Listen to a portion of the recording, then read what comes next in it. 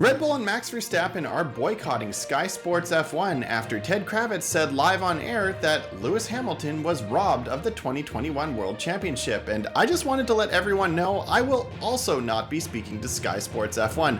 That's right, you will not see me on Sky Sports, no matter how many times I offer for them to have me.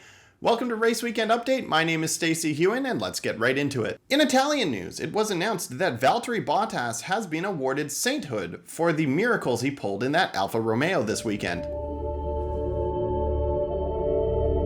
Papa Perez was the star of this weekend, filling us all with the wholesome joy he clearly experiences seeing his son succeed in Formula One, causing those of us who are dead inside to question the emptiness of our existence when confronted with the overwhelming level of love and happiness that others seem to be able to experience.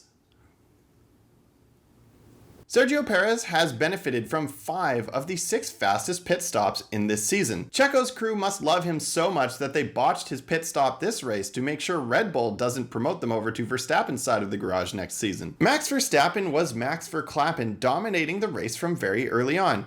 In true world champion form, he made sure to complain on the radio at least once during the race. Not to be outdone, Lewis Hamilton whipped out his 7-time world champion attitude and spent the entire race complaining on the radio. For the Mexican Grand Prix, a mariachi version of the F1 theme was used, and I for one have a major problem with this. I don't like the precedent it sets. The mariachi cover of the F1 theme absolutely slaps, and if other countries wanted to do a version in their own style of their country's music, I worry that this one that was made for the Mexican Grand Prix was so good that they're not even going to make an attempt. And that would be an absolute shame because I would love to see a localized version of the song at every country's Grand Prix. Ferrari took a solid 3rd place today, finishing behind both Red Bulls and Mercedes, which, despite their initial title fight, is exactly where they deserve to be at the end of this season. George Russell did an AMA, or Ask Me Anything, this weekend, and drew heavy criticism for avoiding tough questions such as, why do you blame others for your mistakes? But I, for one, am more disappointed that he ignored my softball question. Tires were the main topic of discussion because it was an otherwise uneventful race. Or maybe it was because Sebastian Vettel decided to do one last masterclass on tire management, going more than half the race on a set of softs. Just because he could. Fernando Alonso once again had a mechanical DNF, and Otmar Safnauer once again had an evil smile on his face and a bulge protruding from his pants. Daniel Ricciardo finally had a good race where he was outperforming his teammate, but decided to go and screw it all up with a penalty.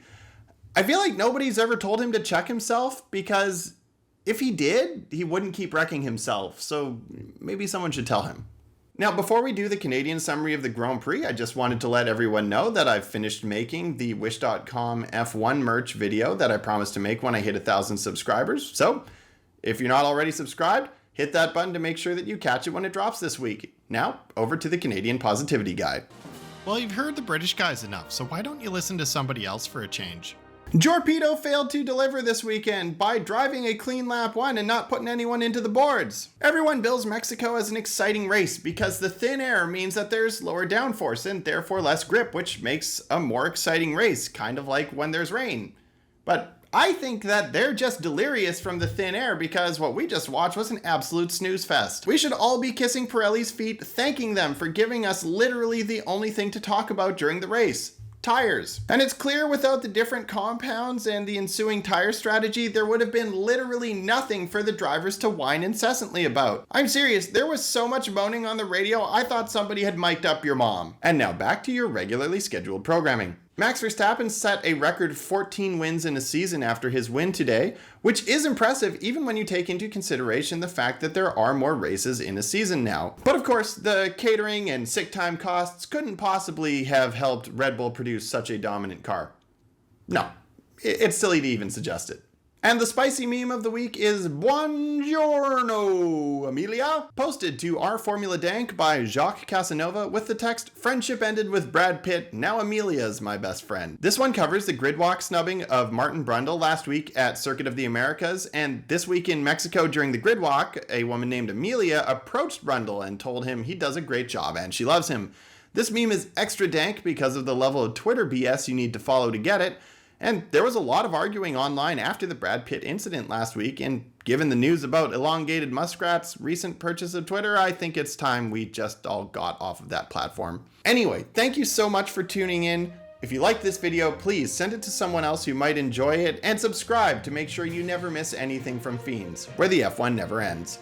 I also have a Patreon now, so if you want to support the channel, you can join and you will get all of the benefits of every Patreon tier that I ever release. Gonna do that for my first patrons, and yeah, maybe you should sign up.